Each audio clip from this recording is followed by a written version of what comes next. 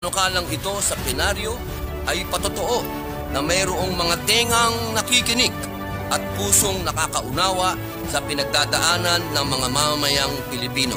Kaya patuloy po natin itinutulak itong legislated wage increase. At habang itinutulak natin ang 100 peso minimum wage increase para sa buong bansa, siyempre patuloy natin kakalampagin ang regional wage boards sa natitira pang mga riyon sa Mindanao na hindi pa nabibigyan ng dagdag sahod. Now is time that we push for the benefits of our labor sector.